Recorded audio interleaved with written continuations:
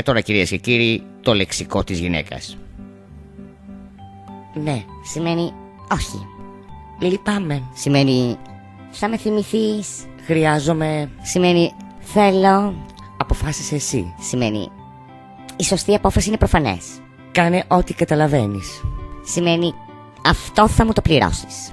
Πρέπει να μιλήσουμε. Που σημαίνει έχω να σου κάνω παράπονα. Φυσικά κάνε το άμα Που θέλεις. σημαίνει μην τολμήσεις να το κάνεις.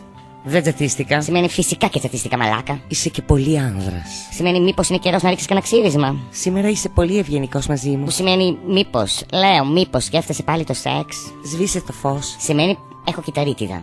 Η κουζίνα δεν με βολεύει καθόλου. Σημαίνει ότι θέλω καινούριο σπίτι και διαμέρισμα. Χρειάζομαι νέες κουρτίνες. Αυτό σημαίνει και χαλιά, έπιπλα, γούνα. Άκουσα έναν θόρυβο. Σημαίνει έχω καταλάβει ότι σε πήρε ο ύπνος. Μ' αγαπάς. Σημαίνει θέλω να σε ρωτήσω για κάτι ακριβό. Πόσο πολύ μ' αγαπάς. Σημαίνει έκανα κάτι που μάλλον δεν θα σ' αρέσει. Όχι τίποτα. Ειλικρινά. Απλά είσαι πολύ μαλάκας, παιδάκι μου. Το λεξικό του άνδρα. Πεινάω. Σημαίνει πεινάω. Νιστάζω. Σημαίνει νιστάζω. Ωραίο φόρεμα. Σημαίνει και γαμώ τις βυζάρες. Και τι έγινε? Σημαίνει ουφου ρε παιδάκι μου, μην το κάνεις θεμά. Ναι, ωραίο κούρεμα. Σημαίνει πριν το είχε καλύτερα το μαλλί.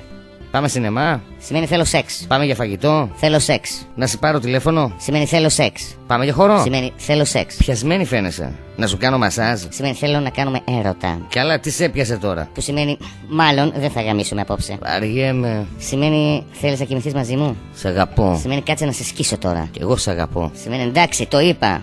Γρήσου τώρα. Θέλεις να συζητήσουμε? Σημαίνει θέλω να κάνω καλή εντύπωση για να πιστέψεις ότι είμαι άτομο με επίπεδο και ίσως τότε μου την κάτσεις. Θέλεις να με παντρευτείς? Σημαίνει θέλω να είσαι παράνομη όταν σε τσακώσω με άλλο στο κρεβάτι.